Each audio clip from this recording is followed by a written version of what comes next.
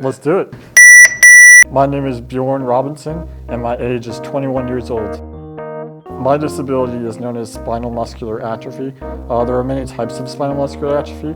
I have type 2, which is known as like the second most severe type.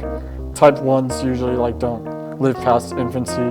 Type 3s are like usually able to walk for like the majority of like their childhood, and then they need a wheelchair as they grow older. I'm like kind of right in the middle, so I've used a wheelchair my whole life, but I'm still expected to like, you know, live like a full, healthy adult life. So still got a lot to live for, yeah. So this past weekend, my soccer team and I traveled to Phoenix, Arizona for the Phoenix Rising. That's the name of the Arizona team's a power soccer team. They had an invitational cup where teams from all over the world come to compete. There were teams from Canada.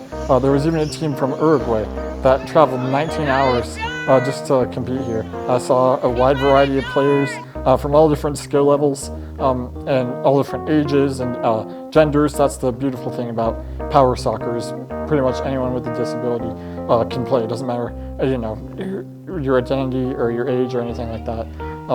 And so yeah, just great seeing a bunch of people come together to compete in a team sport. Power soccer is a sport that was specifically designed to be the first competitive team sport for power wheelchair users. You can kind of think of it as like soccer mixed with bumper cars. So we do what's called spin kicks.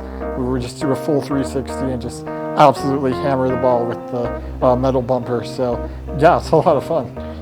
For grad school, I'd say I'm just looking for the opportunity to expand my knowledge in like real estate. I'm a finance major, but I'd like to be able to apply that to the real estate field, because I know that especially for disabled people, finding housing that's like affordable and like is actually fully accessible is a big challenge for a lot of people in wheelchairs. So I quickly, you know, developed a sense of humor about my disability, just because, you know, I think I realized that if I was just like sad about my disability, I wouldn't really get anywhere and I wouldn't make a lot of friends. I kind of just started posting those types of humorous videos on my TikTok account.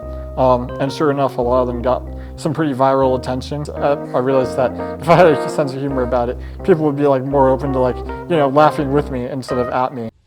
Fuck up, that boy a bimbo, getting low, they playing limbo. Tried to slice me, I went Kimbo. Op hoes get turned to widows, he was stretching shit for shit. And so I wanted to kind of put that out to the world, saying that like, hey, people with disabilities, like, they don't want to be baby talked all the time. Like, it's okay to, you know, make fun of ourselves, you know, maybe not in a mean way, but we like to have fun too, and we like to do cool things with our lives.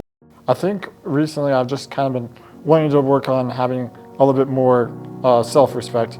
You know, in the past I've had a lot of self-doubt and just, you know, low self-confidence at times. But so I've kind of just worked on putting myself first, saying it's okay to like, you know, not give everyone the time of day if you don't even have the time of day for yourself. I'm a big like extrovert. I know like a lot of people kind of make assumptions about people with disabilities that, oh, they probably don't go out much and, you know, they probably can't do much because of their limitations. And so I like proving people wrong with that just by going out to, you know, parties and having a good social life, because I think everybody deserves to have a social life. And a person who inspires me the most would probably be my mom, just because she sacrificed so much for me.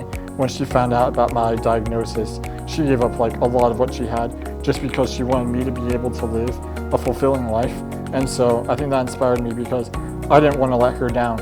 And, you know, I wanted to do things to make her proud and make what she did for me worth it. I mean, you could look at the bad thing to the bad part of a lot of things, or you can focus on the good side of things.